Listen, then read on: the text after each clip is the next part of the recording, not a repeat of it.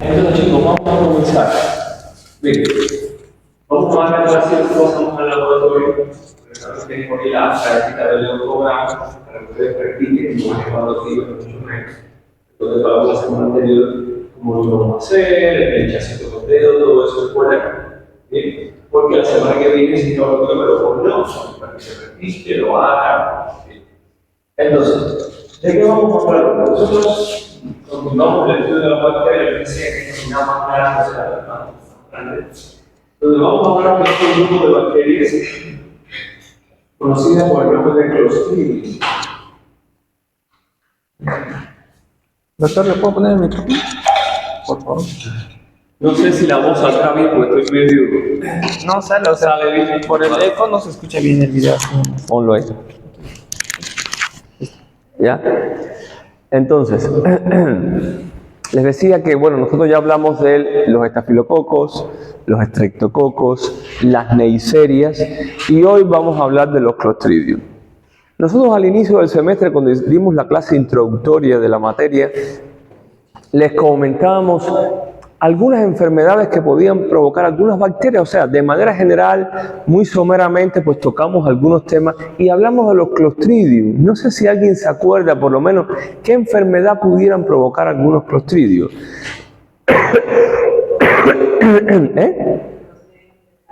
¿Qué enfermedad produce? El tétano, muy bien. Muy popular la enfermedad porque todo el mundo cuando se hace una herida con un fierro o algo, inmediatamente, ¿qué es lo que dice? Tengo que ir a vacunarme, ¿sí o no? Por lo menos todo el mundo conoce eso. Hoy usted va a conocer cómo se transmite esa enfermedad, qué manifestaciones clínicas tiene. Pero el Clostridium tetánico no es el único Clostridium que existen. Hoy vamos a ver algunas cositas de las otras especies de Clostridium. Primero, como siempre, esto se dejó ese chivo para que no cambie. Ya. Como siempre, hablar un poquito de las características generales de cualquier Clostridium. No importa la especie que sea, todos los Clostridium son anaerobios estrictos. ¿Qué quiere decir eso? ¿Qué quiere decir que sea anaerobio estricto? A ver, ¿alguna idea? Miren la palabra, anaerobio estricto. ¿Qué quiere decir? ¿Qué le sugiere eso? A ver.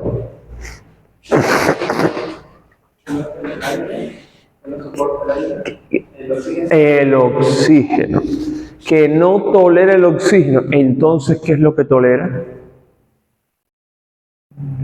El dióxido de carbono. Por lo tanto, si decimos que son anaerobios estrictos, son bacterias que obligatoriamente tienen que desarrollarse en dióxido de carbono. No toleran las concentraciones de oxígeno. Eso es muy importante. Anaerobia estricta. No toleran las concentraciones de oxígeno.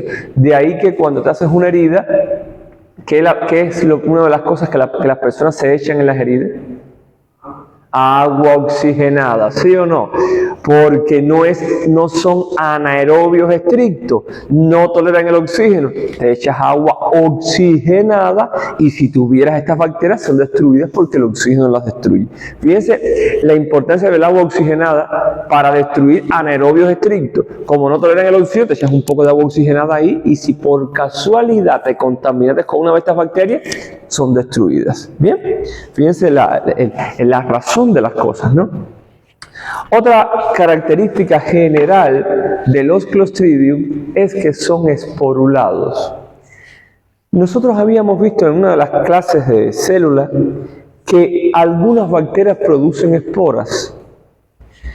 ¿Qué importancia, si alguien se acuerda, le daban las esporas a las bacterias? ¿Qué le permitía una espora a una bacteria? ¿Quién se acuerda? A ver. Las esporas, a ver. Las esporas, ¿qué facilidad le daban a la bacteria? No sé si alguien se puede acordar ahí, a ver. ¿Quién se acuerda de eso? Una bacteria que libera esporas, ¿qué le permite eso a la bacteria? A ver, lo que se les ocurra. Nosotros lo mencionamos en esa clase. ¿Nadie se acuerda? Fíjense, usted ahora se hace una herida con un hierro oxidado que está enterrado en la tierra. Sabrá Dios de hace cuántos años. Sin embargo, como se hace una herida con ese hierro oxidado, se contamina con el tétano. Porque ese hierro oxidado que estuvo bajo lluvia, sol, sequía en la tierra, todavía tenía esporas. Por lo tanto, ¿qué le facilita a las esporas? Supervivencia ambiental. O sea, una bacteria que pueda producir esporas le permite sobrevivir al ambiente, desarrollarse en condiciones ambientales desfavorables. La espora le permite protección ambiental a la bacteria. La conserva en el ambiente. No importa si hay frío, calor, humedad, sequía, la espora la conserva en el ambiente. Y los Clostridium son esporulados. Son gram positivos, son bacilos largos y pueden habitar en el suelo, bueno, están en la tierra, en el intestino de muchos animales, incluyendo al humano. La mayoría de los Clostridium son flagelados. Toda la periferia tiene flagelos. Por lo tanto, son perítricas, porque toda la bacteria que esté cubierta completamente de flagelo es perítrica. Excepto unas que vamos a ver hoy que son inmóviles, pero la mayoría de los Clostridium son perítricos. Cápsula protectora. Solo uno de los Clostridium que vamos a estudiar hoy tiene cápsula, los demás no poseen cápsula. El único Clostridium que posee cápsula es el Clostridium perfringens, que produce la gangrena, que lo vamos a estudiar. Bien, los demás Clostridium no producen cápsula, pero hay uno que sí tiene, que es el que produce la gangrena, que es el Clostridium perfringens. Bien, estas son las características generales del género Clostridium. Nosotros vamos a ver independientemente de cada una de las especies lo más importante. ¿Cuáles son las 4 especies que más afectan al hombre? Ahí se las pongo: el Clostridium perfringens, que ya se lo habíamos dicho, el tetani, que usted lo mencionaron, el Clostridium botulinum y el Clostridium difficile. Estas 4 especies no es que sean las únicas, pero son las más frecuentes que afectan al hombre, y de ellas vamos a hablar. Bien, vamos a ver cuáles son las enfermedades que producen, que es, como siempre les digo, es lo más importante, que usted sepa asociar las bacterias con las enfermedades que producen. Vamos a ver qué enfermedad produce cada una, cómo se transmite al humano esa bacteria. Bien, ¿alguna pregunta? ¿Duda? ¿Todo claro ahí? Bien. Miren, los Clostridium tienen muchas clasificaciones, muchas. Pero hay una clasificación que es la clasificación que más nos interesa a nosotros los médicos, porque es la clasificación clínica. La clasificación clínica teniendo en cuenta los lugares donde van a aparecer las enfermedades o donde va a invadir la bacteria. Teniendo en cuenta la clasificación clínica de los Clostridium, se pueden clasificar en invasivos y no invasivos. El único que tiene cápsula, el único capaz de diseminarse, invadir tejido, necrosar porque produce gangrena, es el Clostridium perfringens. Es el único invasivo capaz de invadir, diseminarse por los tejidos. Los demás no son invasivos. El tetani, botulino y difficile no es invasivo. O sea, esta clasificación es clínica, teniendo en cuenta el poder invasivo de tejidos, lesiones que pueda provocar. ¿Bien? Por eso les decía que el único con cápsula y con mayor poder patogénico invasivo era el Clostridium perfringens. Bien, ¿alguna pregunta, duda sobre eso? A ver, sin pena. El más agresivo, el más patogénico, el que produce la gangrena. ¿Has oído algo de la gangrena? ¿No sabes qué cosa es gangrena? Ni idea. ¿Nunca han oído la palabra gangrena? Ni idea. ¿Nunca han visto un diabético cuando hay que cortarle un dedo?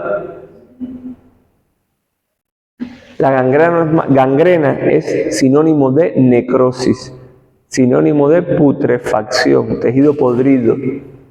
¿Bien? Por ejemplo, un dedo que esté necrosado, que esté podrido, que esté putrefacto, ¿qué hay que hacer con él? Hay que cortarlo. Tiene una gangrena, ¿sí o no? Muchas cosas producen gangrena. Hoy usted va a saber que una de las bacterias que produce gangrena es el perfringe. Te necrosa una mano, una pierna, negro completamente como el abrigo. ¿Y qué hay que hacer? Corta, pues tú no puedes dejar que esa gangrena se siga diseminando, ¿sí o no? Porque te mata. ¿Bien? Es preferible que te quedes sin una pierna, es preferible que te quedes sin un dedo, pero estás vivo, ¿sí o no? Bien, y una de las bacterias que produce la gangrena es el Clostridium perfringens. Hoy lo vamos a ver. ¿Alguna pregunta? ¿Duda? Bien, vamos entonces a hablar del Clostridium tetani. Vamos a comenzar por el tetani. Miren, el Clostridium tetani, bueno, como todo Clostridium, ya vimos las características generales. Es un bacilo gram positivo, eso no hay que volverlo a escribir, y tiene esporas. Ahora, el asunto es el siguiente, que las esporas del Clostridium tetani están en un extremo del bacilo. La espora está en un extremo del bacilo y le da el aspecto de raqueta de tenis o palillo de tambor. No hay otra bacteria que tenga esa característica. Recuerden que hay que subrayar, marcar lo que es propio para que no se confunda. ¿Bien? No existe otra bacteria con esta característica en forma de raqueta o palillo de tambor. ¿Por qué?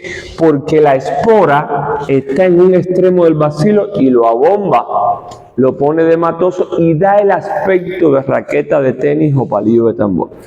Es la característica que distingue a esta bacteria. ¿Bien? Se puede encontrar, como dijimos, en el suelo, en animales, en agua, en la tierra. ¿Bien? Ahora, en el humano no es flora, y muy importante aclarar eso. El Clostridium tetani no es flora permanente humana. Bien, el Clostridium tetani puede estar transitoriamente de 3 a 6 meses en el intestino humano, pero no es flora permanente, por ejemplo, como la Escherichia coli, que ustedes saben que vive ahí. No, el Clostridium tetani puede estar, vamos a decir, de visita, de tránsito, de 3 a 6 meses, no pertenece a la flora permanente. Bien, ahora bien, tiene muchas toxinas esta bacteria, muchas, pero vamos a hablar de 2 que son las más importantes. Tiene la hemolicina, y la palabra se lo está diciendo, hemolicina. Hemolicina, que es una tetanolicina, se llama tetanolicina porque es tétano al final. Tetanolicina, pero es una hemolicina. Si le estoy diciendo que es una hemolicina, ¿qué es lo que hará esa toxina? Hemolicina. A ver, ¿qué se le ocurre? Rompe, ¿qué más?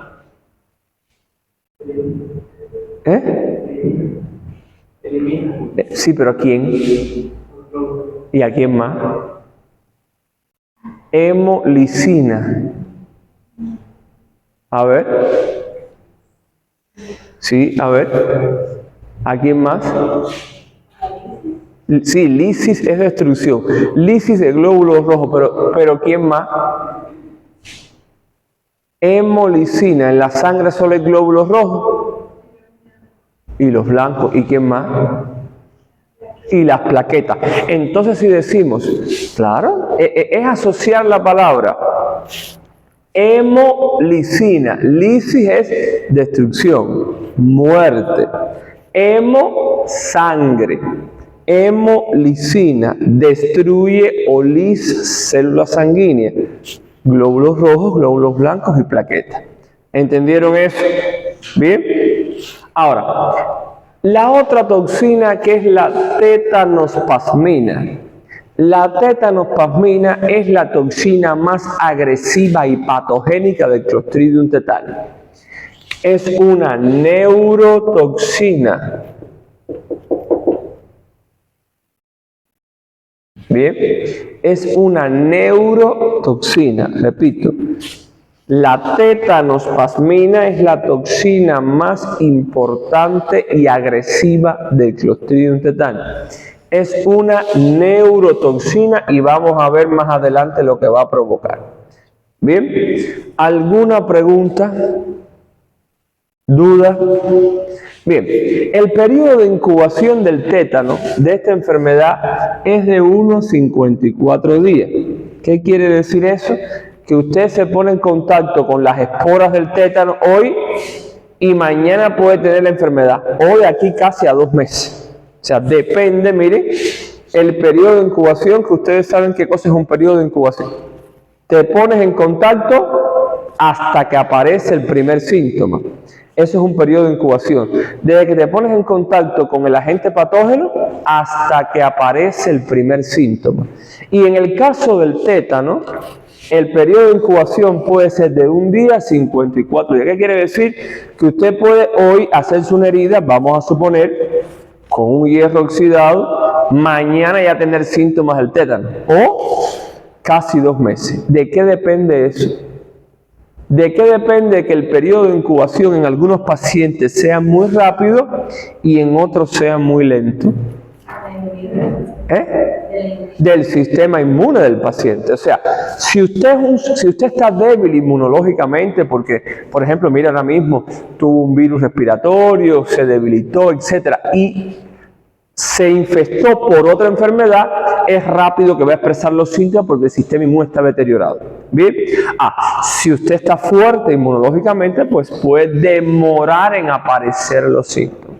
Por eso siempre hay un rango. Y en este caso, miren cuánta diferencia de día, pero depende del sistema inmune. ¿Bien? ¿Alguna pregunta?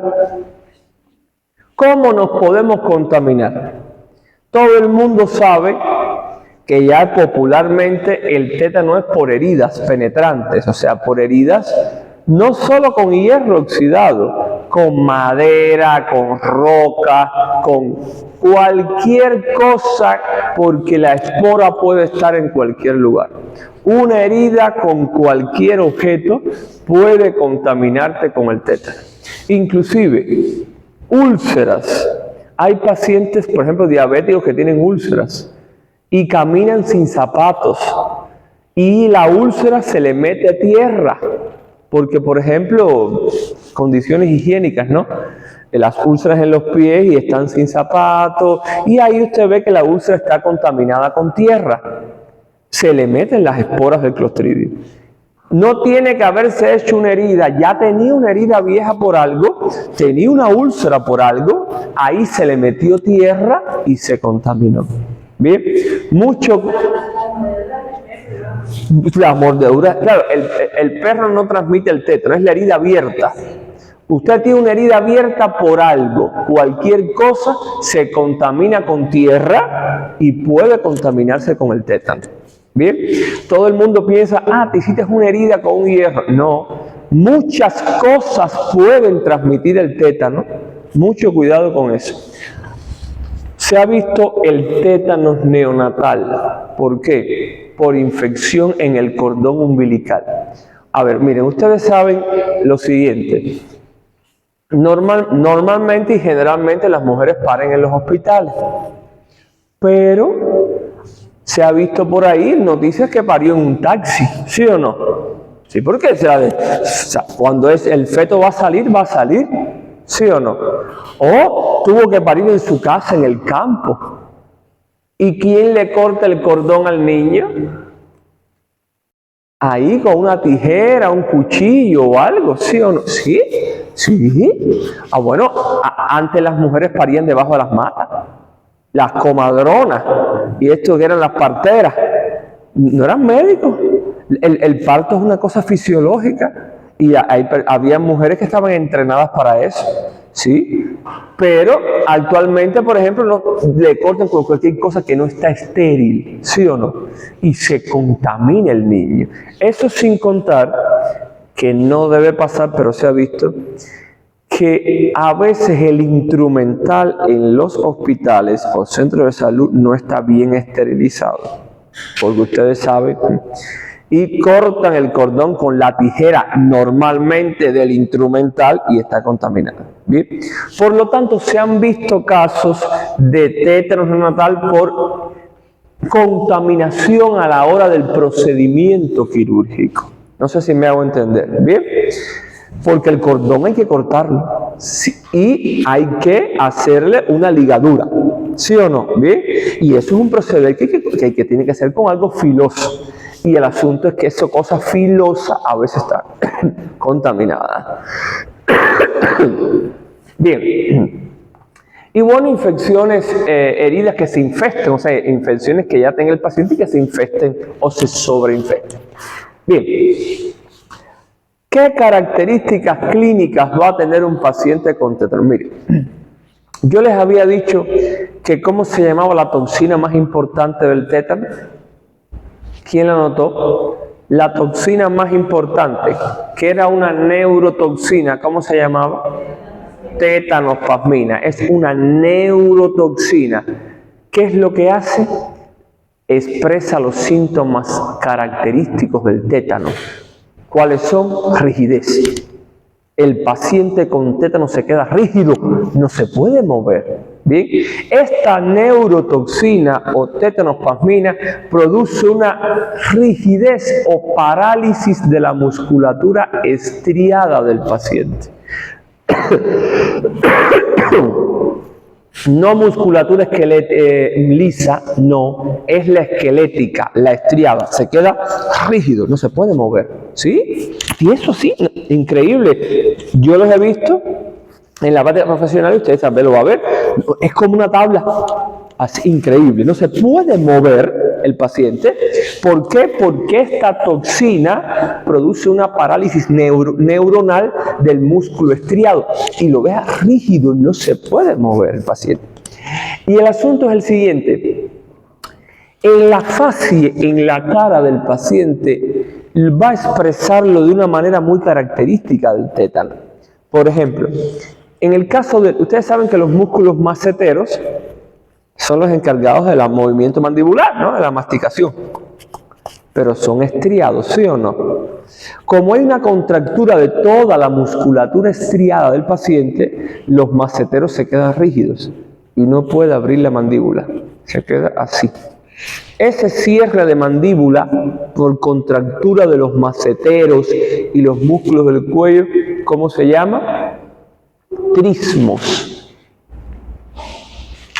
Contracción de la musculatura mandibular y el cuello, trismos. No puede abrir la boca, ni se le intente abrir porque le fractura la mandíbula. No puede abrirla. ¿Bien? Hay que pasar una sonda por la nariz y alimentarlo por la nariz, porque no traga. ¿Bien? Se contrae todo esto, músculos del cuello, y no traga. Eso se llama trismos. ¿Bien? Pero como está contraído la cara del paciente, las comisuras labiales como que se van hacia los lados y parece estar riéndose, pero no es una risa verdadera. Se llama risa sardónica o falsa risa. Se queda así. ¿Sí? Se quedó. ¿Sí? Así se queda. Parece que se está riendo, pero es una falsa risa. ¿Por qué es una falsa risa? Porque es una contracción de los músculos de la cara y se le queda la mandíbula rígida con las comisuras labiales hacia los lados, como si estuviera riéndose. Eso se quita de a poco, pero no intente abrirle la boca al paciente, porque no lo va a poder abrir. Se va a partir la mandíbula. ¿Bien? Es muy rígido. La articulación se queda rígida. Eso en medicina se llama anquilosis. ¿Bien? ¿Qué cosa es anquilosis? Rigidez articular. Bien, por ejemplo, no se puede mover. A ver. Es como si estuviera... fuerza, por favor. Así. Usted no puede intentar el brazo ponerlo en su sitio, porque si usted le hace fuerza al paciente para poner el brazo en su sitio, rompe los ligamentos y el músculo. ¿Bien? No trate de... ¿Qué? No veo. Déjame ver. Esta es la risa que dice, ¿no? Claro, más o menos. Yo imito más o menos. ¿Ve? Miren, no trate de... Escuchen, por favor, porque puede pasar y ha pasado. Que quieren, hay médicos o enfermeros que quieren que el paciente ponerlo en la postura correcta. No puede hacerlo porque la misma neurotoxina está haciendo que el músculo quede contraído. Y si usted trata de volverlo a la normalidad, rompe los ligamentos y puede fracturar la articulación. No se preocupe, cuando usted le dé la antitoxina y el medicamento, ya, el paciente va a poder flexionar la articulación. Esa rigidez, ¿cómo se llama? Anquilosis. No puede intentar moverlo porque se fractura los músculos y ligamentos, ¿ya? ¿Entendieron eso? Y eso lo presenta un paciente con tétano, le llega así, mira, tieso, sin moverse. ¿Bien? Sí, claro, tiene cura. ¿Y eso le viene al cuerpo de un momento a otro? No, mira, de unos 54 días el periodo de incubación. Pero cuando empieza, no. Empieza con calambres, temblores en la zona de la herida, ¿bien? No, parestesia, le dice, doctor, no me siento mucho esa región ahí. Son como adormecimiento en la zona. Me tiembla, tengo hormigueo en esa zona, ¿bien?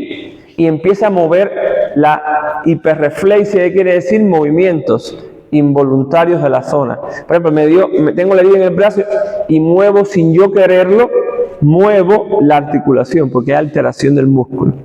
Va a tener manifestaciones previas. No es que se ponga así una vez al día, no. Él va a comenzar con manifestaciones clínicas y de no atenderse, se te pone rígido. Y ya tú tienes el antecedente que es una herida o un trauma. Tienes que sospechar que esté contaminada con tétano. Si lo atiendes rápido, no llega a la rigidez total.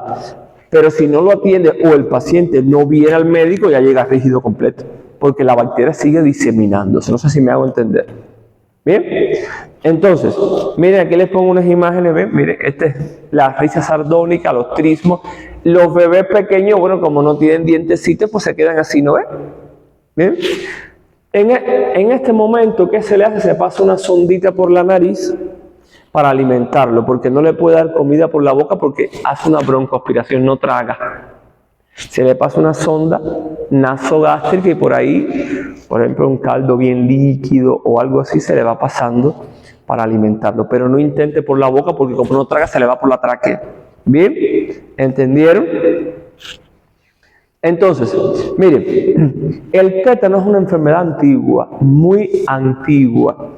Tal así que se han encontrado pictogramas o dibujos de hace cientos de años donde se evidencia la presencia de la enfermedad. Porque miren lo que está haciendo este paciente, una especie de puente o arco. No sé si se han fijado las personas gimnastas y esto que hacen como contorsiones, ¿no ven? Bien, esta posición en arco que hace el paciente es porque siente cierto alivio. Porque su columna vertebral tiene músculos estriados, ¿sí o no? Porque los paravertebrales son músculos esqueléticos y también están rígidos. Entonces él se dobla como un arco para sentir alivio. Esta posición en forma de arco en medicina se llama opistótono. ¿Qué cosa es el opistótono? Posición en forma de arco o puente. ¿Bien? El paciente hace un arco con su cuerpo para aparentemente estar aliviado. ¿Bien? Y esto es una imagen encontrada hace más de 300 años. Por lo tanto, se sabe que el tétano es una enfermedad súper antigua. Bien, ¿Alguna pregunta? Fíjense que estamos dando cositas importantes para que usted lo identifique en un caso clínico. ¿Bien? Doctor, en el caso del tétano neonatal, para evitar eso, ¿cómo vamos a saber que los instrumentos están? Bueno, tú no lo puedes saber, hijo.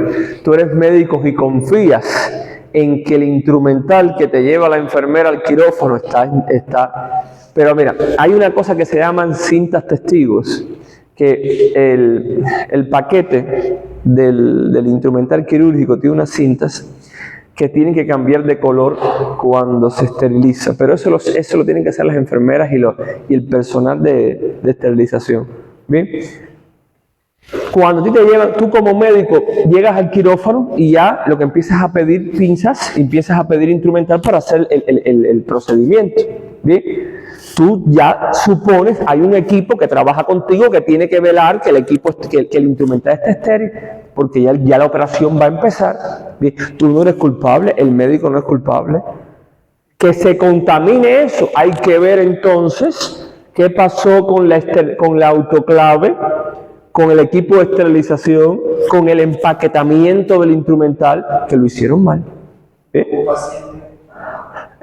Como paciente para cuidar con eso. ¿Cómo qué? Como paciente. ¿Cómo paciente? Como si yo llevo, digamos, a mi hermana aquí en el sur del hospital, ¿cómo puedo cuidarme de que esté bien esterilizado para evitar el tétano?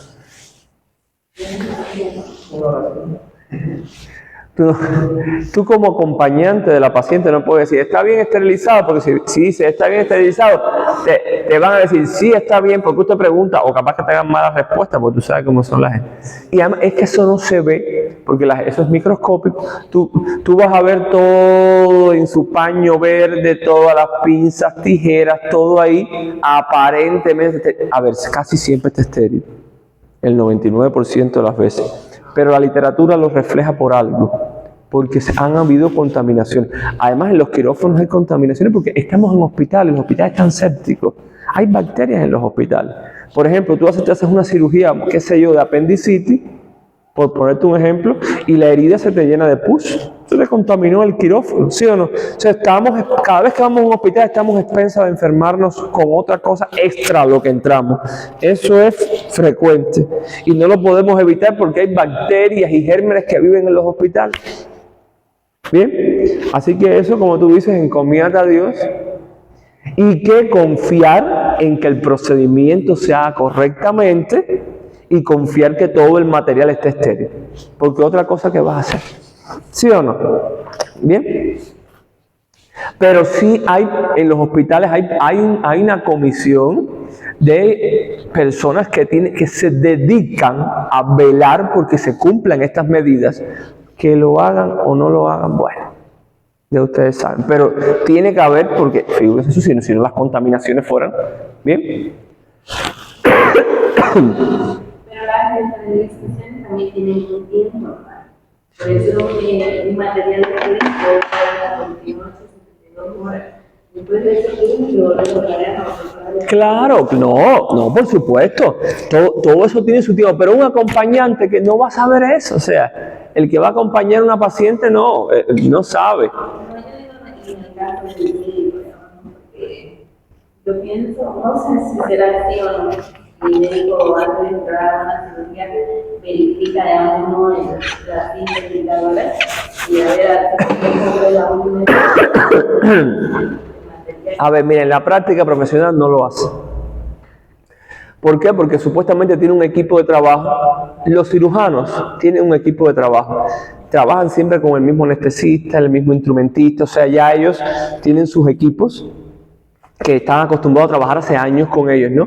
Y tienen confianza en esas personas de que revisen el material. Porque el cirujano generalmente entra al quirófano ya cuando está todo preparado. ¿Bien? Cuando el paciente está en el quirófano, el anestesista lo está anestesiando, ya está todo preparado. ¿Bien? Generalmente el cirujano es el último que entra. ¿Bien? Que debe revisarlo, es verdad. Y que debe revisar que cuando termine la cirugía, si hubo 14 instrumentales quirúrgicos, tienen que haber 14 en la mesa sucios, porque se pueden quedar pinzas adentro, se han quedado. o algodones o torundas o apósitos. O sea, todo eso tiene que contarse, es verdad. Todo eso hay que hacerlo. ¿Bien? Pero para eso hay un equipo, porque como quiere que sea el cirujano no es que no lo tenga que hacer, pero su cerebro y su intelecto está para el procedimiento, o sea, para que todo salga bien. No puede estar pensando de que si se esterilizó esto, que debería, pero hay varias personas que pueden encargarse de eso, para que él esté concentrado en el oficio, en salvarle la vida a ese momento. No sé si me hago entender lo que te quiero decir, ¿no? Pero es verdad, como dices tú, se deberían controlar todas esas cosas. Bien. Ahora, yo les pregunto, ¿podemos evitar el tétano? ¿Se puede evitar el tétano? ¿Cómo? ¿Qué vacuna? ¿Cuándo se pone? ¿Cuándo se pone? ¿Cuándo qué? No. ¿Cuándo se pone? Les dije que hay que aprenderse el esquema de vacunación de su país. El programa ampliado de inmunizaciones de su país es muy importante. Tienen que saber los chicos, además que es de su país. Eso yo no sé por qué ustedes no se lo acaban de aprender, porque eso en cualquier lugar, en el centro de salud, les saca una foto y ahí está las vacunas, cuándo se pone, para qué enfermedad protege. Y hay vacunas que se ponen desde la etapa lactante, como la pentavalente, que se pone a los 2, a los 4, a los 6 meses, se reactiva después a los 18 meses y después a los 4 años. Y la pentavalente, como la palabra lo dice, pentavalente protege contra 5. Y una de esas 5 es el tétano. Bien, por lo tanto, al lactante desde pequeño ya se le está inmunizando contra el tétano. Bien. Entonces es importante saber el esquema de vacunación que existe, porque usted, o sea, va a trabajar en un área de salud.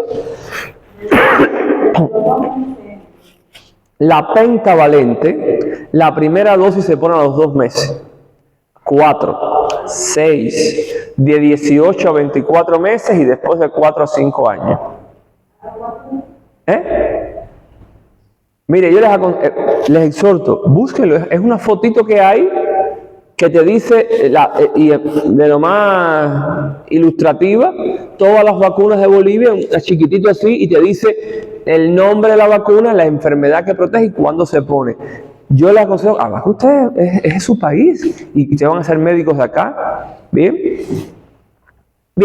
vamos a hablar del Clostridium botulinum.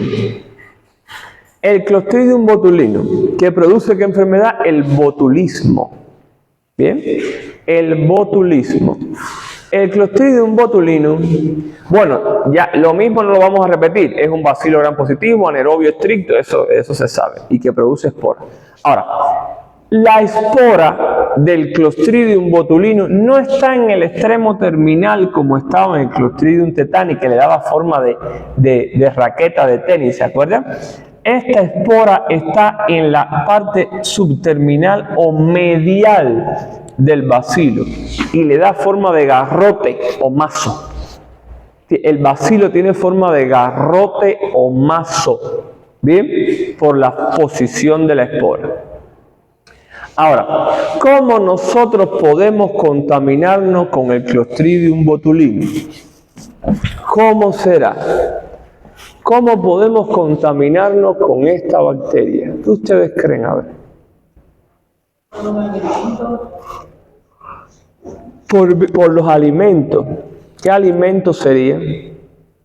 Miren, el Clostridium botulinum está en el intestino de los animales.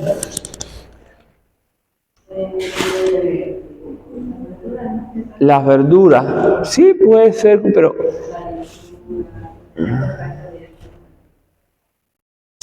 Más que la lechuga, hay alimentos muy peligrosos para contaminarnos con el botulismo, que son los alimentos en conserva, las latas en conserva. ¿Por qué será? ¿Por qué los alimentos en conserva? ¿Alguna idea?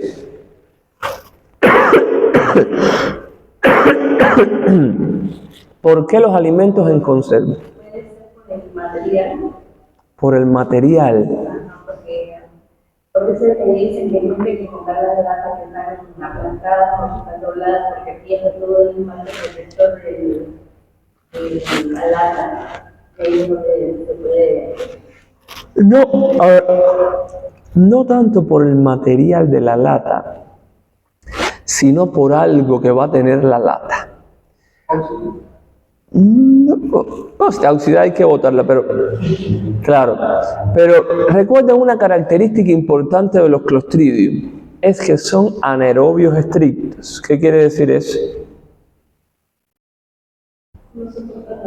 Que no soportan el oxígeno. Y una lata en conserva no está sellada. Adentro tiene oxígeno, tiene dióxido de carbono, ¿sí o no? Ambiente ideal para la bacteria. Por eso usted a veces ve una lata que está como hinchada, abombada. Cuando usted ve una lata así, hay que botarla. Eso no se puede comer. ¿Por qué? Porque hay algo adentro de la lata que está expulsando gas. Hinchó la lata. Puede ser el Clostridium botulinum. Porque como la lata se selló, cuando en la industria o en la empresa manipularon la fruta, porque puede ser, por ejemplo, frutas en conserva, carnes en conserva, qué sé yo, que sellaron la lata, el producto que tenía dentro lo contaminaron y usted selló la lata. Pasó un año, qué sé yo, porque usted tiene una fecha de vencimiento. Y cuando usted la ve en el mercado o en el subsidio o algún lugar, ve la lata así. Y hay quien se come la lata así. No puede hacer eso porque eso se abombó y se hinchó por algo. Y el algo es que tiene una bacteria adentro que está produciendo gas. Es el Clostridium. ¿Por qué? Porque tiene una toxina que se llama toxina botulínica preformada, que vamos a ver lo que va a provocar. Esta toxina es la más agresiva que tiene el Clostridium botulinum. Y bueno, la palabra se lo está diciendo. Toxina botulínica preformada. Mucho cuidado con los alimentos en conserva. Cuando usted vaya a abrir una lata de conserva, siempre preste atención a su oído. Cuando el abre lata, usted lo ponga que escuche, que no haga. Si es así, hay que botarla. No se la puede comer. Puede ser que aún eso no pasa nada porque siempre tiene su gas. Pero un sonido fuerte, bótela, aunque usted cuando la abra completa diga, ay, mira qué duraznos más hermosos esos, que están bien, el líquido está transparente. Ay, ¿yo qué voy a hacerle caso a ese loco que dice, no, yo me lo voy a comer? No se lo coma, porque verá lo que le va a pasar. Bien, mucho cuidado. Otra cosa importante, esto está en los intestinos de los animales y ustedes comen muchos chorizos. Bien, sí, bueno, tú no te lo comerás, pero aquí los cruceños comen chorizo. Así que no inventen. Comen chorizo ¿cómo se llama? En los churrascos, en todos los lugares. Bien. Hay chorizos que se hacen, estos criollos, con el intestino de los animales, ¿sí? Lo que lo cubre, ¿no? Y a veces, como que no se hace muy bien, que digamos, y usted que no se lo come bien cocido tampoco, es el problema. Mucho cuidado con los chorizos o embutidos caseros o criollos que venden por ahí. Hay que cocerlo muy bien porque esta bacteria está en el intestino de vacas y cerdos. ¿Bien? Sí, claro. A ver, hay chorizos que vienen en sus plásticos sellados como los Sofía, estas cosas. Esto que tiene por fuera no es intestino, es un material sintético, o sea, ya viene preparado. Pero estos que venden en los lugares, no, eso es con intestino de animal. Mucho cuidado, chicos, ¿ya? Y a veces usted ve la cadena de esta de estreptobacilo, porque es una cadena como de bacilos así, colgando en los lugares, y sabrá Dios desde cuándo está ahí. Mucho cuidado, por favor, ¿bien? ¿Se pueden? Pero si la vaca y el cerdo tiene tanta carne, ¿por qué te quieres comer la tripa ahí? Sí, tostadita. Tostadita. Ya está ahí. Bueno, mira, yo no estoy criticando la cultura culinaria de ningún lugar. Mientras se haga bien cocido y bien higiénico, bueno, pero hay que cocer bien las cosas, ¿sí o no? ¿Bien? Carlos, el embutido que utilizan en el término de oreja, porque el de la vaca es muy ancho, entonces los chorizos son muy grandes. Claro. Se utilizan el cerdo. Pero este clostridio está en el intestino de vaca y cerdo. Y también ustedes comen tripas rebozadas, ¿no? Sí, comemos. Bueno, Los intestinos, Ve. el corazón, los riñones, hasta los tarros de la vaca. el exceso de la vaca. ¿Eh? Hasta los tarros de la vaca el mejor día se comen ustedes, los cuernos. Sí, sí, porque se lo comen todo. ¿Eh? Bien, pero hay que tener mucho cuidado, chicos, porque ustedes saben que comen estas comidas y... Bien.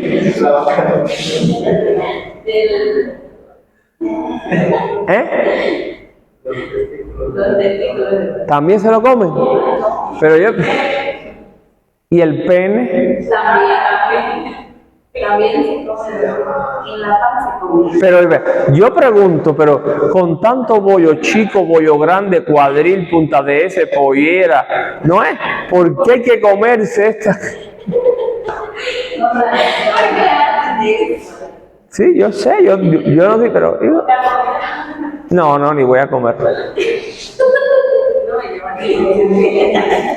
Bien, entonces escuchen por favor. Vamos a suponer, ¿se comieron ustedes los chorizos estos?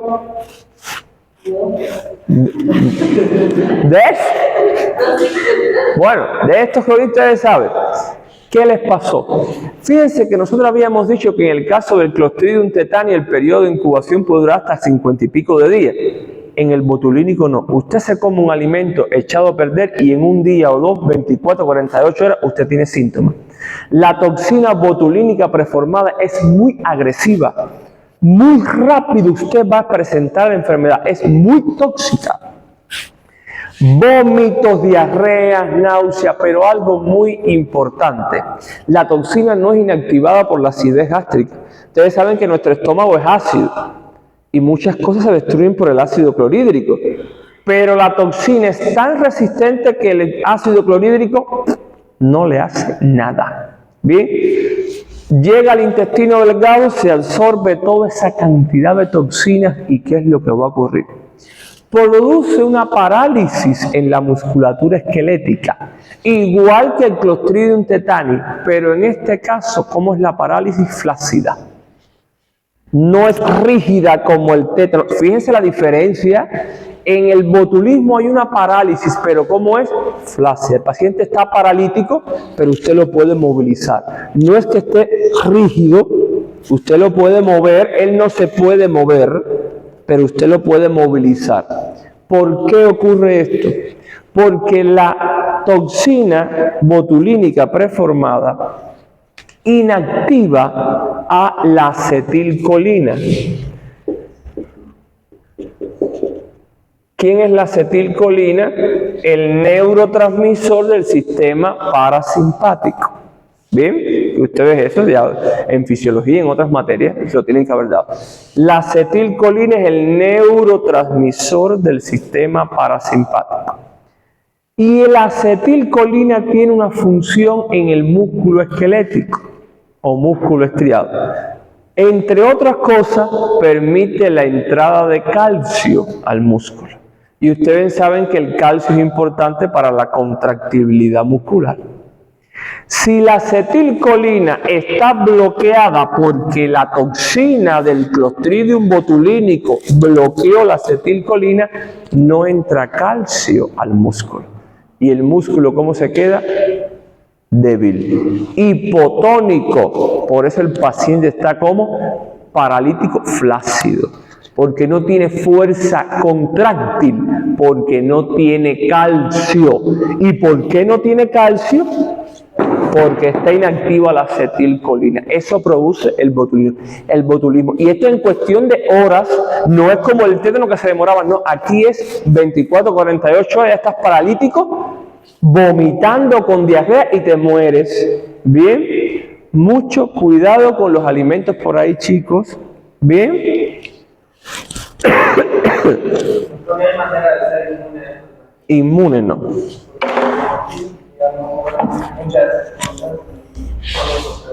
No, no. No, que te pongas en contacto con la bacteria para después no enfermarte. Que dar inmunidad por enfrentándote a la bacteria varias veces, tú dices. No, o sea, no podemos todo el tiempo de las tripas. Sí, pero no has tenido nada de esto. O sea, las que has comido, a ver, no es que toda la tripa tenga eso. Tú te comes una tripa, como tú dices, bien cocida, bien limpia, qué sé yo, y no tienes por qué contaminarte. Estoy hablando de que no la limpien bien, de que esté mal higiénica. No sé si me hago entender. No es que todos los chorizos tengan esto, no. Es que pudiera estar contaminado porque esta bacteria está en el intestino de las vacas y los cerdos. Y si no hacen bien el procedimiento de elaboración del alimento, puedes contaminarte.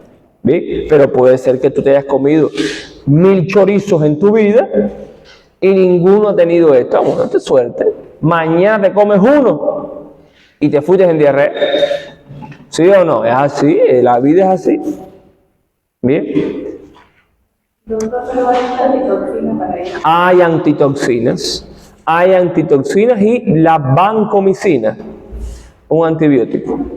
Sí, existe cura, claro. Vancomicina. Para los Clostridium, buenísimo. Para cualquier Clostridium, la vancomicina es excelente. La vancomicina es un antibiótico que no se puede usar a la ligera. Es un medicamento bueno, pero no se usa para cualquier cosa, se deja para estas cosas. Y es muy útil, entre otras cosas, para los Clostridium, la vancomicina. Bien, pero hay una antitoxina también. Bueno, debe haberla. La antitoxina es como decirte el antídoto del alacrán, eso tiene que los hospitales tenerla. O sea, no es un medicamento así muy popular que esté, pero bueno, debe haber. Yo tengo para el tétano. Para el tétano, la antitoxina, no la vacuna, la antitoxina la tiene.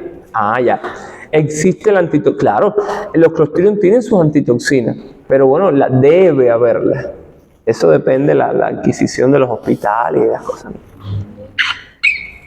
Entonces, vamos a ver el Clostridium difficile.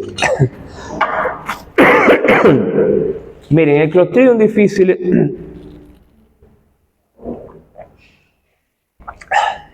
¿de qué ustedes se ríen ahí? A ver, explíquenme ya.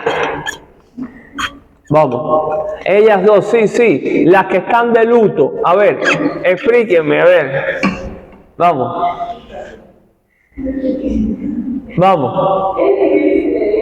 ¿Qué es difícil? Ah, sí, pero el Clostridium difficile, a pesar de tener su apellido o especie difícil, es el más buenito de todos. No es el más malito. El Clostridium difficile es flora del intestino humano, está en nuestro intestino. ¿Qué es lo más interesante del Clostridium? Disculpen, cuando hablo mucho me da por toser. ¿Qué es lo más importante del Clostridium difficile? Que como es flora del intestino, no pasa nada, él está tranquilo ahí. Recuerden que el intestino es predominantemente gram negativo porque está la Escherichia coli y otras bacterias que son gram negativas. Él es gram positivo, está en muy poco por ciento, pero ahí. Pero, si tú empiezas a abusar de los antibióticos, te tienes que hospitalizar mucho tiempo. La flora del intestino cambia. ¿Por qué? Porque te han puesto muchos medicamentos antimicrobianos. Tuviste que estar hospitalizado, te inmunodeprimiste por algo. La flora intestinal, que el 70% es gram negativa, se invierte, se cambia. ¿Por qué? Por estos factores que estamos hablando, antimicrobianos. Y entonces usted tiene ahora una flora intestinal que el 70% es gram positiva. Eso no es normal. Eso es anormal. Se invirtió la flora. Estamos en presencia de una disbacteriosis. ¿Y quién es la bacteria principal que produce disbacteriosis? El Clostridium difficile. Él no hace nada, pero usted comienza a tomar antibióticos. Mira, ahora para los resfríos, todo el mundo tomando antibióticos por gusto, porque esto es un virus, pero bueno, la gente... Y empieza, al virus no le va a hacer nada el antibiótico, pero a la flora de usted sí, porque como usted no tiene una infección bacteriana, lo que tiene una infección viral, toda esa cantidad de antibióticos que aparentemente usted se lo toma para curarse el resfrío y no va a curar nada, lo que le va a hacer es destruir su flora del intestino, destruye las enterobacterias y el Clostridium difficile, ¿qué hace? Comienza a multiplicarse. Se multiplica llegando un momento que tiene el predominio del intestino. Y como predomina en el intestino, usted comienza con diarrea. Porque el intestino tiene que ser gram negativo, no gram positivo. El Clostridium difficile es gram positivo, muy poco. No lo pueden estimular, porque si aumenta la población de esta bacteria, hay una disbacteriosis y usted comienza con diarrea, se deshidrata y hasta perfora el intestino. Mucho cuidado con el uso de antimicrobianos por gusto, porque se usa por gusto los medicamentos y eso al final es más daño que beneficio el que usted va a recibir. ¿Bien? No sé cuántas personas me han dicho, pero no has tomado acitromicina. ¿Para qué voy a tomar acitromicina? No, la acitromicina te da diarrea. Si yo sé que lo que tengo es un virus, ¿para qué? ¿Para qué eso se quita con medidas generales? Bien, no hay necesidad de tomar medicamentos por gusto porque al final es peor el remedio que la enfermedad. Y el último Clostridium es el Clostridium perfringens. Que recuerden que habíamos dicho que provocaba ¿qué cosa? La gangrena gaseosa. Es el invasivo, el más agresivo. Bien, el Clostridium perfringens es el único de los Clostridium que tiene cápsula, los demás no tienen cápsula, pero a diferencia de los otros, no tiene flagelos. Recuerden que habíamos dicho que son perítricos, toda la periferia de flagelos, excepto el Clostridium perfringens, ese no tiene flagelos. El tetánico, el botulino, el difficile, sí son flagelados, pero el perfringens no tiene flagelos. ¿Dónde podemos encontrar ese Clostridium? Es ubicuo. ¿Qué quiere decir ubicuo? En cualquier lugar. Ubicación. Agua, suelo, animales, tierra, alimento. En cualquier lugar puede estar el Clostridium perfringens. Muy agresivo el Clostridium perfringens. Yo les voy a poner acá las toxinas que tiene. Vamos a hablar un poquito de ellas. Miren, tiene la toxina, bueno, la palabra se lo está diciendo, dermonecrótica. ¿Qué es lo que hará? Dermonecrótica, necrosa la dermis. Bien, hemolítica, destruye células sanguíneas. La toxina tipo C, necrotizante de la fascia del músculo, destruye la fascia muscular estriada. La bacteria es muy agresiva. Enterotoxina. ¿Entero de qué viene? Todo lo que diga entero de qué viene. Intestino. Necrosa el intestino. Bien, es muy patógena, como le digo. Y tiene otras, por ejemplo, hialuronidasa, que ya lo habíamos visto, destruye el ácido hialurónico, colagenasa, destruye el colágeno, o sea, para diseminarse. Muy invasiva la bacteria. Y otras, pero esas son las principales. Necrosa la dermis, destruye células sanguíneas, necrosa la fascia muscular, necrosa el intestino. Muy agresiva esta bacteria. ¿Pero tiene subtipos para cada toxina o la misma en general produce las tres? ¿Cómo? La bacteria produce Todas las toxinas, una bacteria, el Clostridium perfringens tiene todas las toxinas, todas. No, esas no, tiene más. Te puedo decir, no me recuerdo ahora, pero me parece que son 16 toxinas. Si mi memoria no me falla, 16, pero no, eso no es más importante, ¿ya? Y para terminar, para que vean el cuadro clínico, por ejemplo, una herida que usted se haga y se contamine, una fractura, una infección que tenga, bien, y de 1 a 3 días ya usted no va a tener esto al principio, no. Usted que va a notar el paciente que se le pone medio azulado, violáceo el lugar. ¿Cómo se llama eso? Cianosis. El paciente va a notar un color medio azul violáceo en la zona de la herida o algo así. ¿Qué quiere decir eso? Falta de oxígeno y circulación sanguínea. Eso tiene remedio, mientras más rápido lo atiendas mejor. Pero puede llegarte al paciente de esta manera. Eso no tiene remedio, eso hay que amputar. Los diabéticos tienen otro tipo de gangrena, pero parecido. El problema es que aquí no hay circulación sanguínea. Si usted no corta, eso se sigue extendiendo. ¿Bien? Porque recuerden que estudiamos en una clase que hay organismos saprofíticos. ¿Qué quiere decir saprofíticos? Que se alimentan de la materia muerta en descomposición. Y ese tejido está necrótico. ¿Cómo nosotros sabemos que es una gangrena gaseosa? Porque es gaseosa, hay que poner el apellido porque hay 3 tipos de gangrena: líquida, sólida y gaseosa. ¿Cómo sabemos que es una gangrena gaseosa? Por el Clostridium perfringens. Porque cuando usted palpa esa zona necrótica, va a sentir la crepitación. ¿Qué cosa es la crepitación? El gas debajo de la piel. ¿Cómo lo va a sentir? ¿Cómo usted siente el gas debajo de la piel? Todo el mundo hágase así en su cabello. Un chasquido. Vamos. Hágase así. Sienta ese chasquido. Hágalo. Esa sensación de chasquido de cabello es lo que usted va a sentir debajo de la piel. Eso es como se llama crepitación, gas.